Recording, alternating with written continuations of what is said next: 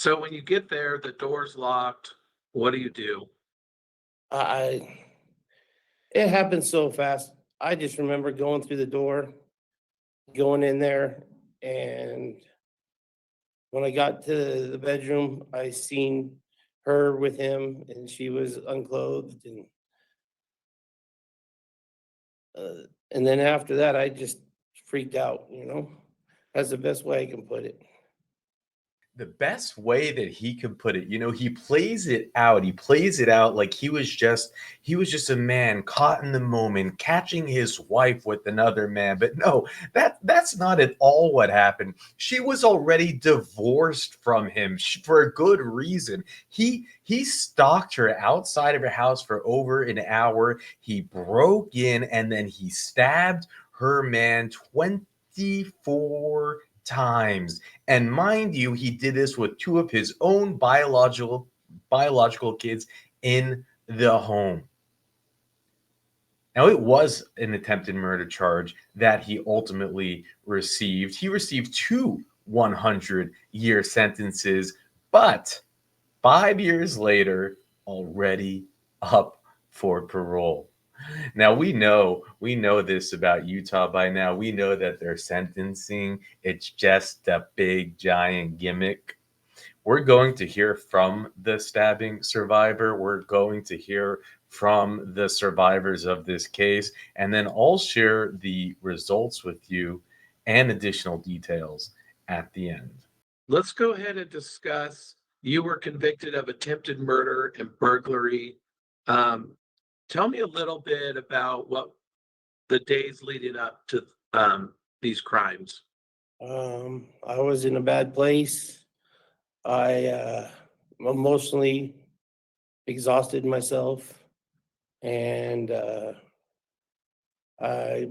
became a person not of myself, and I I just I don't think I was in a clear state, or I don't believe that I didn't have the tools necessary to deal with what was happening. I didn't have emotional tools necessary to deal with what was happening. I was I was kind of an immature person, and I don't think I handled things very well. But then, because then the best way I can put it is I didn't have the knowledge and the skills necessary to deal with what happened. Um, so you had been going through a divorce. It's my understanding, though there is a little confusion, you were divorced on the date of the crime. Is that correct? Yes. Okay. I will have some questions about that later on. With the assessment, you talk about how she was your wife, Yeah. but it was actually your ex-wife. Yeah, You I was having trouble letting go is what the problem was. talk to me about some of the text conversations with your ex-wife leading up to the crime. One of those indicated you did want to hurt the victim. Tell me about that. What was your mental state like? I don't recall that text, but I was definitely in a dark place. I was upset. Did you want to hurt the victim? No, I just didn't want them around my family. Just didn't want them around my kids or my family.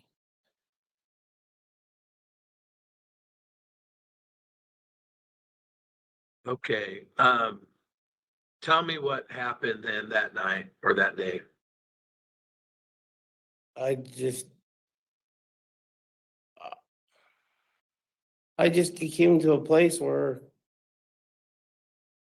I don't know how to explain it to you besides that I made the hugest mistake in my life by thinking I had the right to do what I did, and I didn't understand antisocial behavior, and I just I just acted in a selfish way, and the best way I can put you is I I didn't know how to handle what was going on.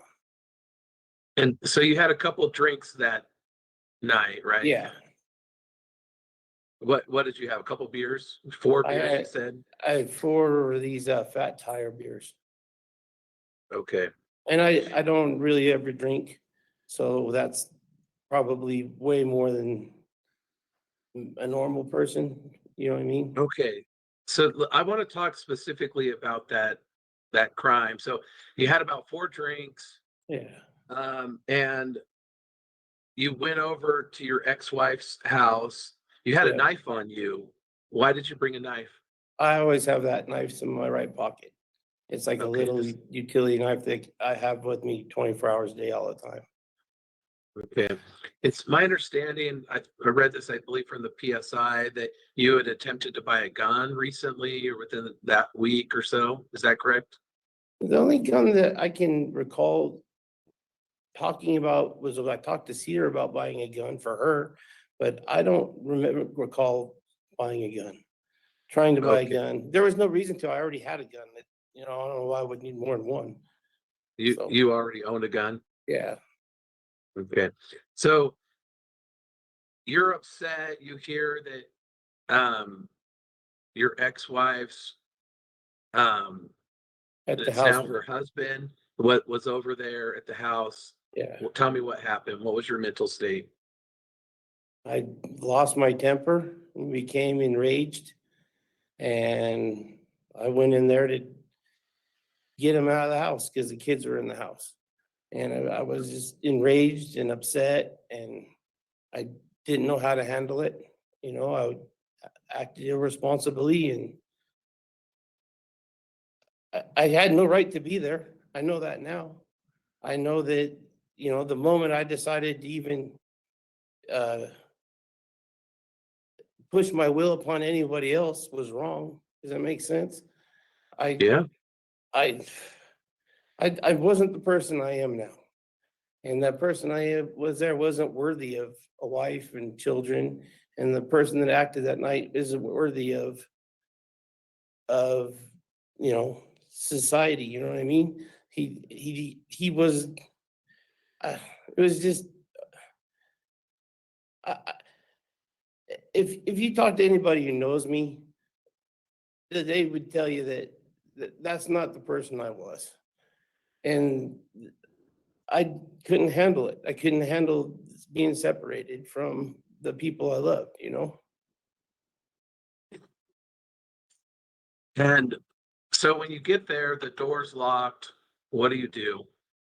I It happened so fast. I just remember going through the door, going in there, and when I got to the bedroom, I seen her with him, and she was unclothed,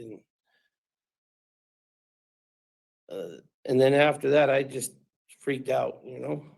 That's the best way I can put it.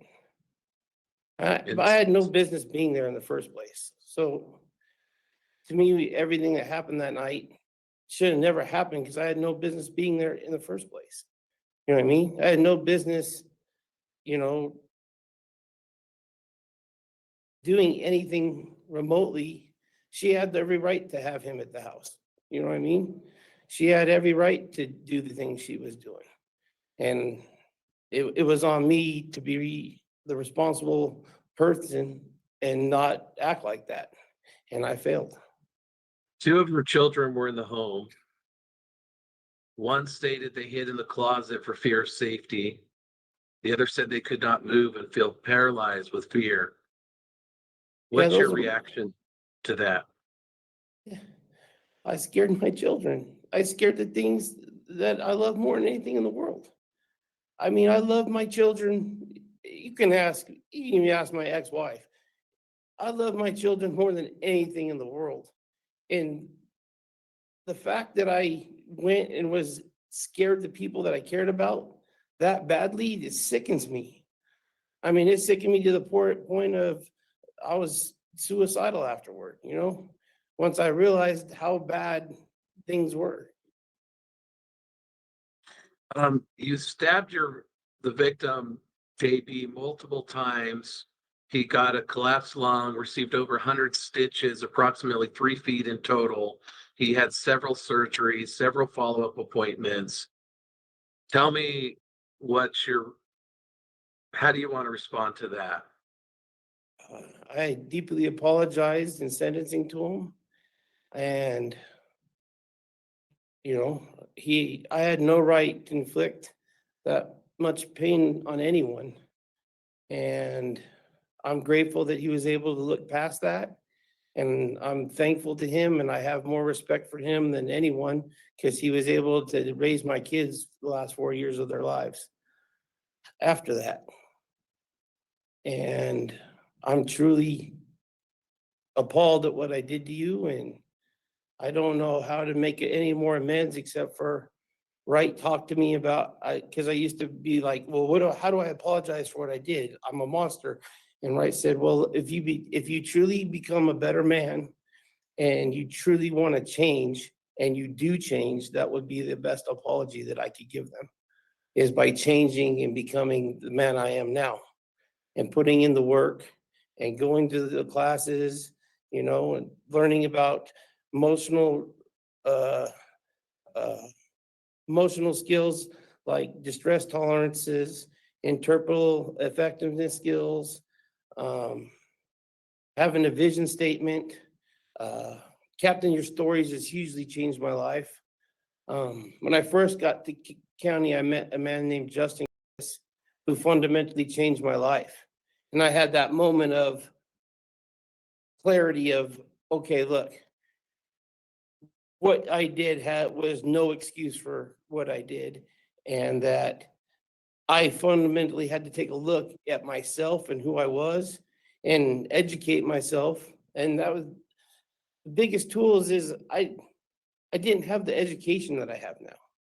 I mean, you can look at my record to schools, and the best way I can apologize to John is promise him that, hey, look, I'm not the man I was, and I'm going to do everything in my power to be the best man I can be. And whatever happens after that will be a positive thing because, like Captain Your Stories, I stick to my power words and I journal every day. The most successful people in this world, they do three things. They get up early, they work out for a minimum of an hour, and they journal every day. And my journals are always positive. And I do have something negative, I write it down and I tear it up and throw it away. And it's weird, but it distinguishes it. And then you go back through your journal, like, well, part of it is you write the happiest day of your life, right? What would be the best day of your life? And I wrote that and I studied that. And I realized, any relationship, whether it's a friend, a lover, a business partner, you have to have respect and trust, right? And then you earn love, passion, loyalty, worthiness, and you can't have those things without respect and trust. I believe in my marriage, I had love and passion and loyalty, but I didn't have respect and trust. So I really never had anything. So what happened to him, I can change the future by being the best me I can be. And somehow, if I go out and I help some stranger or I do something good for somebody else because I'm being the man I am, that should domino effect and somehow in the world get back to John and make amends on some level. That's the idea of it. But as long as I hold fast in my belief system, and that's a very powerful thing to me. Um, uh, I read a book about Knights Templars about holding fast. Then Holland is a church member. He had a big speech about holding fast, and Justin, Chris, and me made that my mantra.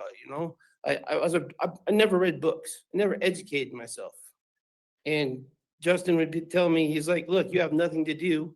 I'll see you next Wednesday. And he would give me a book and it would be 5 love languages.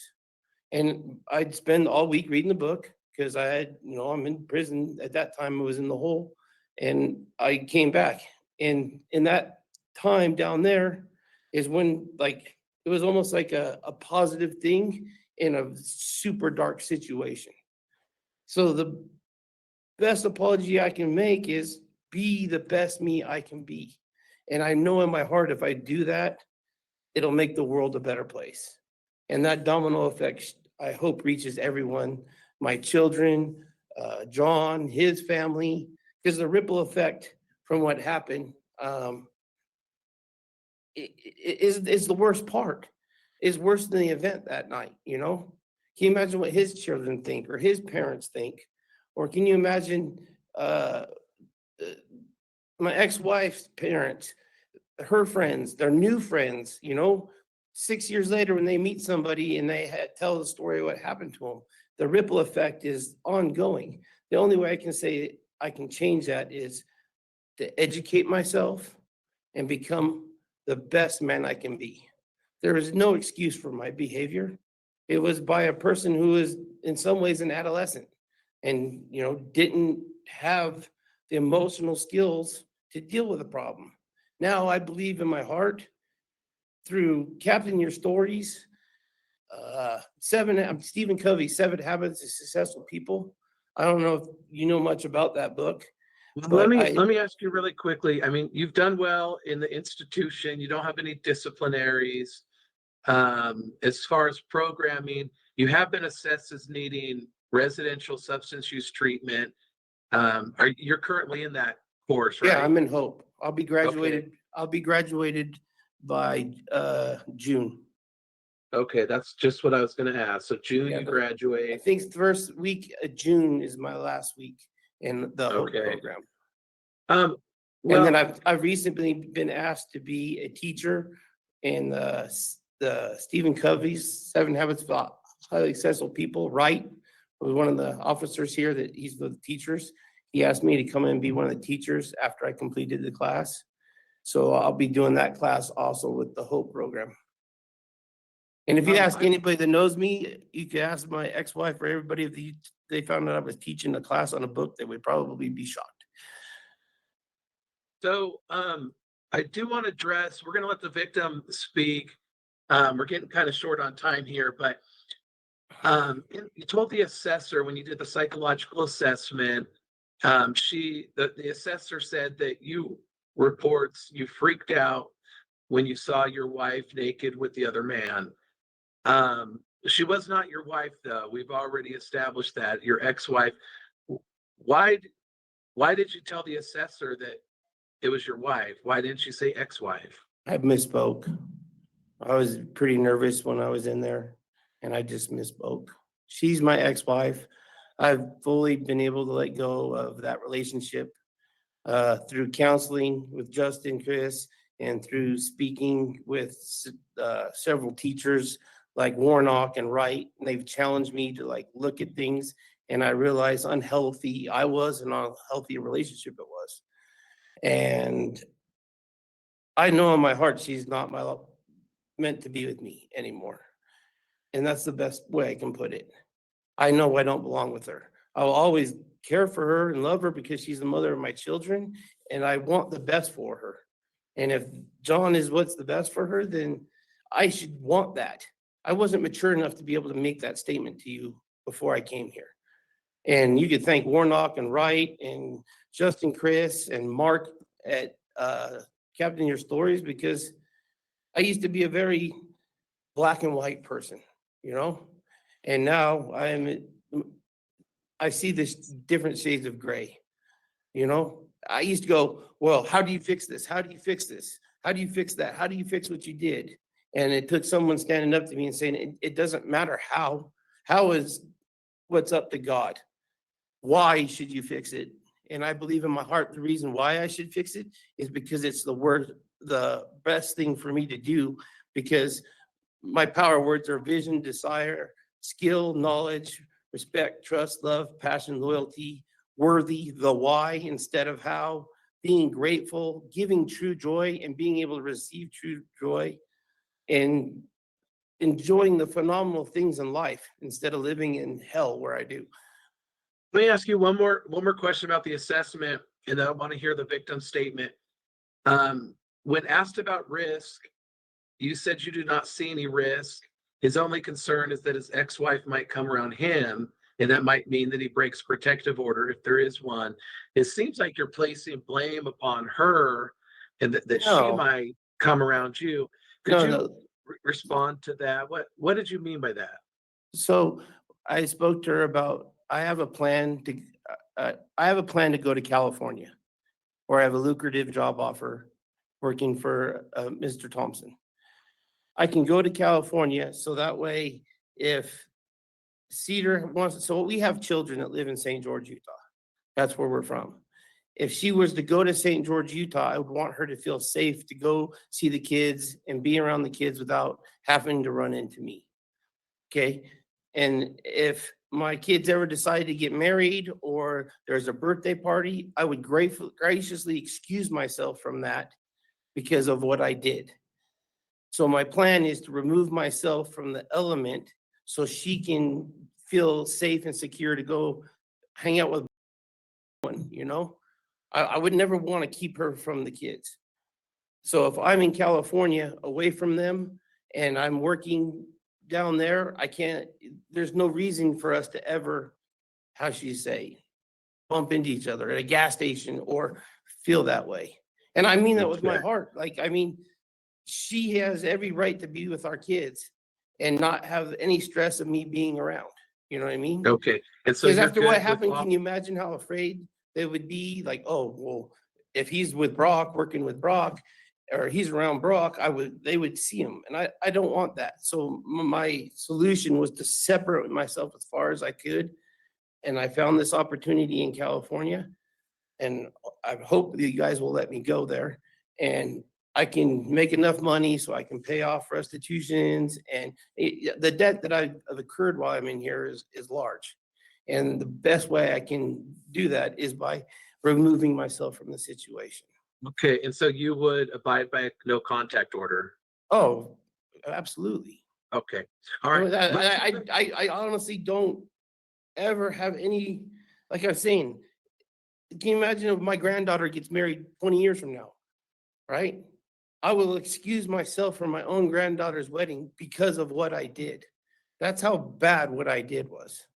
Like the yeah. scope of what I did that night was a millisecond, but the ripple effects and the pain that people feel afterwards, if I can alleviate that by making them feel secure, by being down away from anywhere where they would feel threatened, that would be, for my victims, I think a phenomenal thing, you know? Okay. All right. Thank you, sir. Let's hear from our victim's advocate. She's going to read a letter on the victim's behalf. We'll let her read the entire thing, and then you can make any statements you want in response to that letter, and then I'll give you any closing words. Okay. Okay. All right. Thank you. Um, Miss Flanagan, would you like to read that statement then? Yes, I will. Can you hear me? Thank you. Yep. Okay. Good Can you hear morning. her, Mr. Reveal?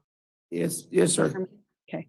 Okay. Good morning, Board of Parole. The reason we are here for an attempted murder and not murder is because by the grace of Almighty God and my Savior Jesus Christ, I'm breathing today. Several of the medical professionals that worked to save my life that night have commented to me that I should be dead. One even said that my survival shows how much of a fighter I must be. Most days I feel not so much. I have always been a lover of life, having wonderful relationships with family and friends and enjoying nature, being active in my faith and community, even being a sports coach at the youth and high school levels.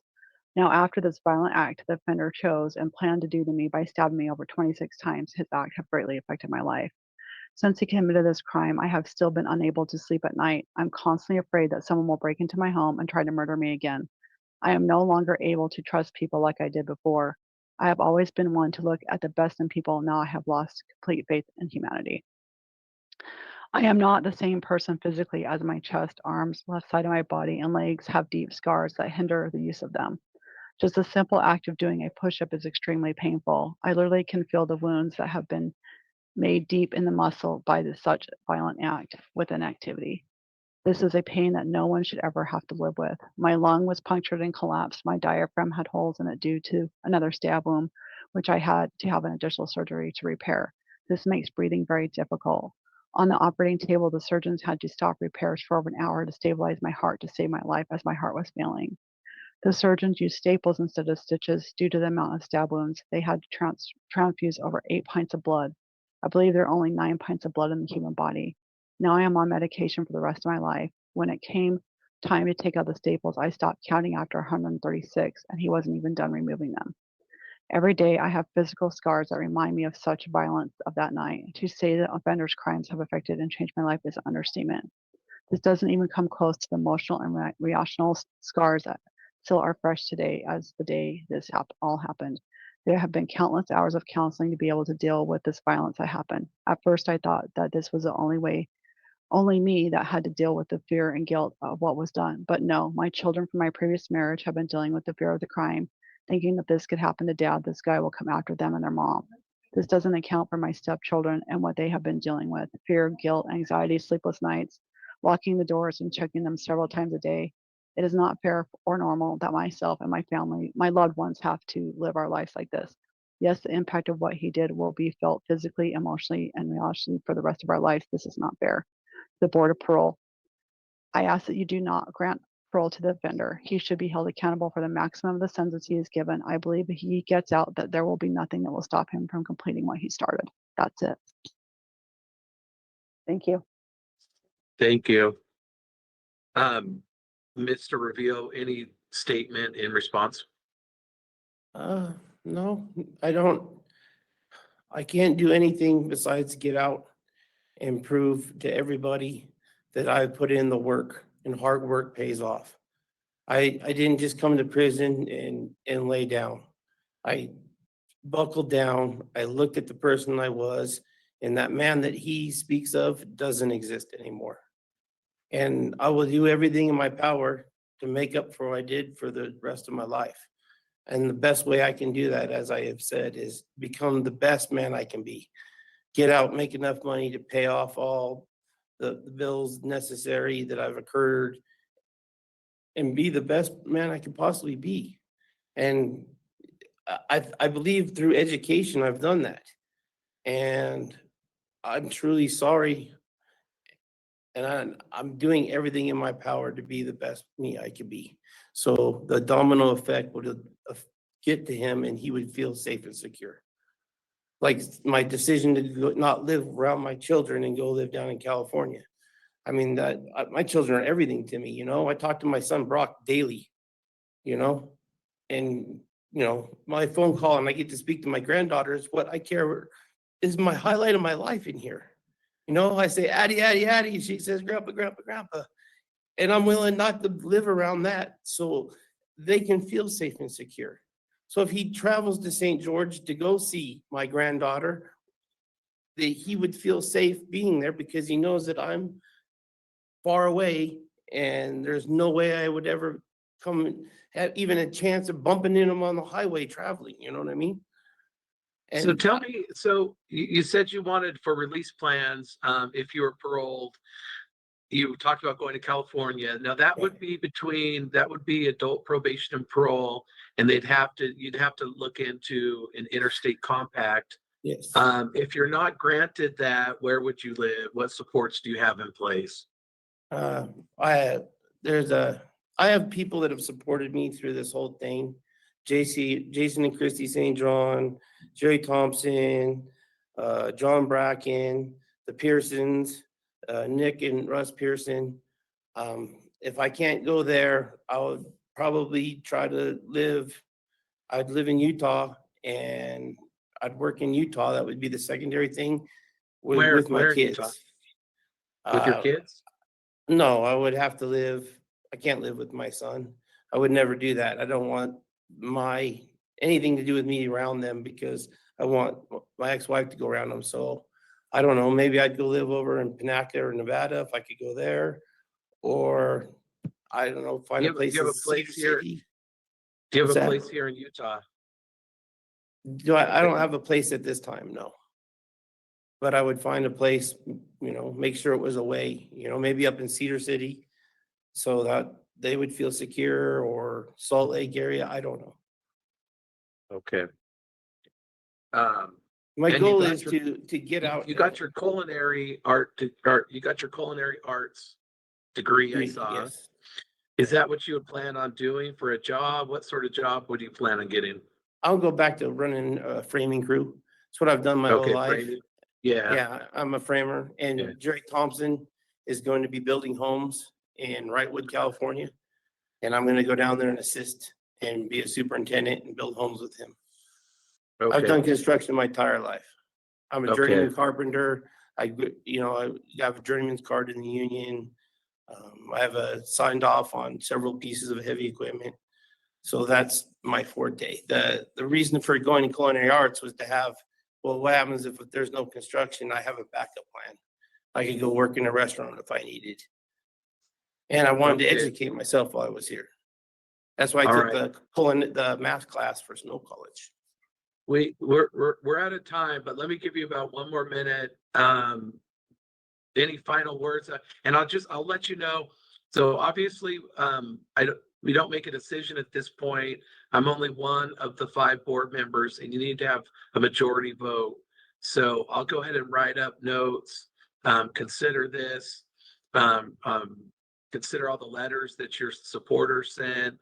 Balance that with the letters I received from the victims, their statements, and make a decision based upon public safety and what you have done in the institution and the programming you've done. And so I'm going to consider all of that in an independent, neutral way. And then the board should have a decision within the next 2 weeks or so. Okay. And we'll get you word. Let me give you about one more minute though. Anything else the board should know or consider? Just take a look at the man I am now. Look at the programming. Ask Wright, ask Warnock, these guys that are your officers. Ask Justin Chris that I spent 3 years of counseling with. Ask Mark that teaches Captain Your Stories, that was head of the education department for the prison. I guarantee that you'll see that I am not the man that I was. I've learned so much in 6 years that the person that the victims think I am isn't who I am anymore.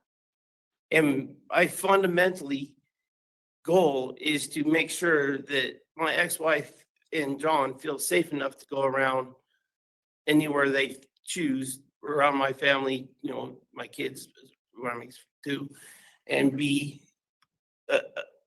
go work and be a healthy part of society. I had that moment of, hey, you can't, the person you were, I've even told my son, the person I was, that person needed to be gone. And I talk to my son every day. You could get my son's opinion. I swore to him I wouldn't leave here until I believed I was the man I am now.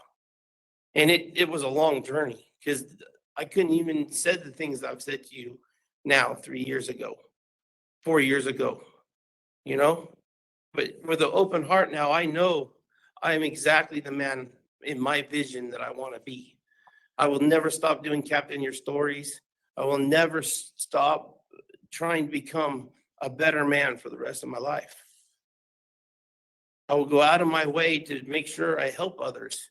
I will be able to give joy and receive joy in the world. I mean, if you read the book of Joy, that's what it's about, having empathy, giving. It's better to give without any expectations than it is to receive any gift, And we started a hold fast belief system.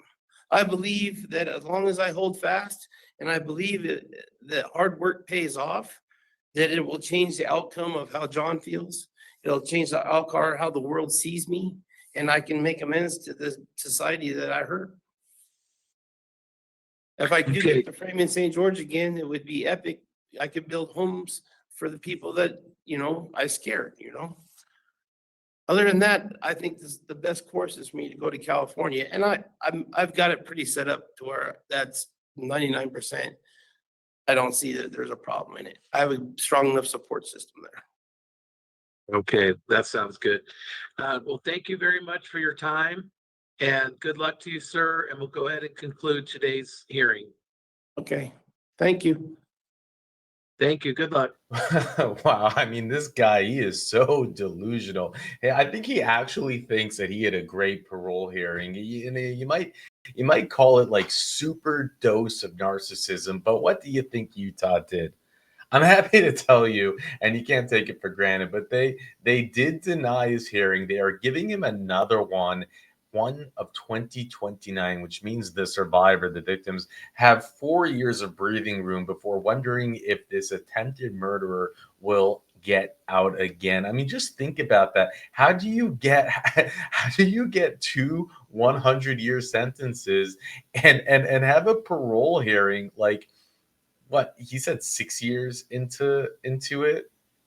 It's just insane. The rationale: your next hearing release date is above your sentencing guideline or statutory minimum based on the following factors above your sentencing guideline. Like, it's just aggravated extreme cruelty, multiple victims, substantial injury, programming completion guidance.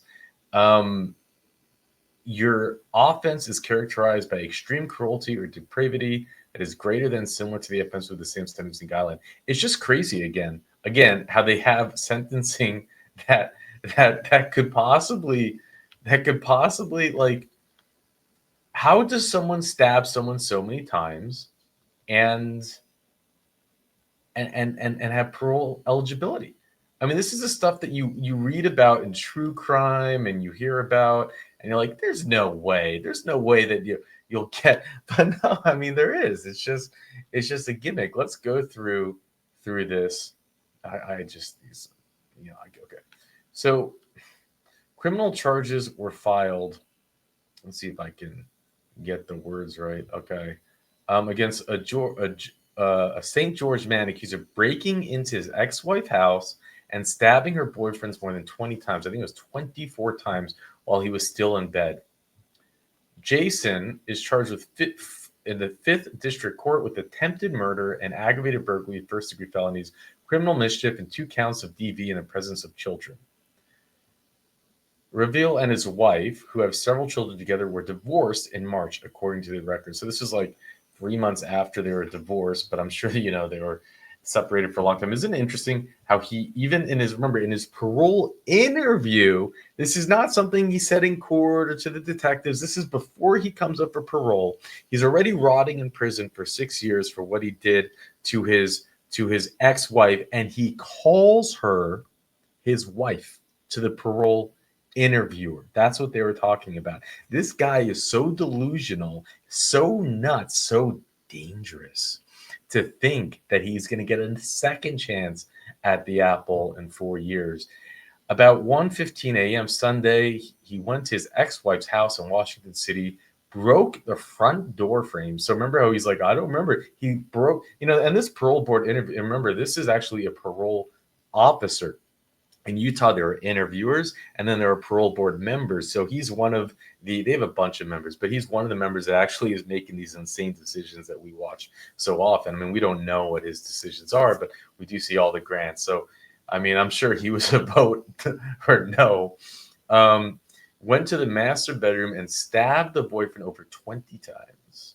When police arrived at the house, he met them at the door, holding a pocket knife with blood on his hands, and asked the officers to kill him, and the officers told him they were not going to kill him. He then told police that he had killed the boyfriend, according to the report. The boyfriend was taken to the local hospital in critical condition, and we heard about how many times, like how he nearly died, right?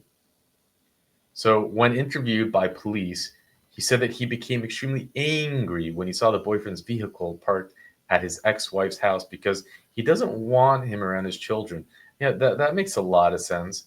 There were 2 juveniles at the residence at the time of the incident. Both woke up during the altercation. One hid in the closet out of fear of their safety. The other stated that they could not move because they were paralyzed with fear. And you can only imagine what this does to everybody involved. And he's actually using the words, oh, you can even ask my ex-wife. I'm a great dad. I'm so good. I would never get the other way. I'm such a good person. And it's like, he couldn't even help it but lie at his parole hearing, lying about the gun, lying about what he did when he got to the house, lying to the parole interviewer about it being his wife. And this is the thing. You can bet your bottom dollar, in my opinion, that he tells everybody, the COs, his code, that he walked in on his wife and killed a man and got a manslaughter charge, or he blames it that it wasn't my fault. But we know better, and that's the thing. Whenever you hear someone say that, because you'll hear this a lot actually in parole hearings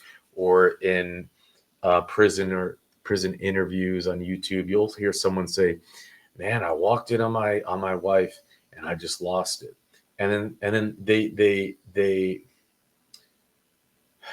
is it gaslight the right word, you into actually trying to feel some empathy for them and think, man, maybe I would do the same thing. But they're lying. They're always lying. We have seen, I don't know how many, 20, 30 times where someone has killed their wife and they say that, or their girlfriend, but it always ends up getting uncovered that that woman had restraining orders against him, had broken up with him, had like, but the guy always spins this crazy story because they're delusional. It's not a normal person to break into a house and stab another man 24 times. And here he is, still completely delusional. And again, it's like, how Utah. Utah is the gimmick sentencing. It's not just Utah though. I would like to, but Iowa is just as bad with their sentencing. We've seen people get paroled after serving just 5 years for murder. 7 years maybe. I mean, it's crazy. They give these 5 to 100-year sentences. They make these press releases. Man gets 200 years for attempted murder, but parole eligibility after 5. And then when denied, he gets another chance in 4 years. And they're gonna keep giving him chance. He'll be out soon enough. And there's nothing about this hearing, nothing about him that can make you feel safe. And that's just the crazy part. Now, I want to thank Holly for putting together the research on this. As some of you may know, Sir Richard, his eyes are gone, and he's been unable to do the research. But he had worked with Holly and training her in, and Holly's been really just a machine. So that's why we're able to get this done, and we have many more hearings coming to you. Now Sir Richard's still involved in an advisory type level and gives his feedback, but the research is just not possible with his eyes. It's tragic, but we were blessed to have him for as long as we did. And with that, I'll let you go. Now, after this violent act the offender chose and planned to do to me by stabbing me over 26 times, his act have greatly affected my life. Since he committed this crime, I have still been unable to sleep at night. I'm constantly afraid that someone will break into my home and try to murder me again. I am no longer able to trust people like I did before. I have always been one to look at the best in people. Now I have lost complete faith in humanity.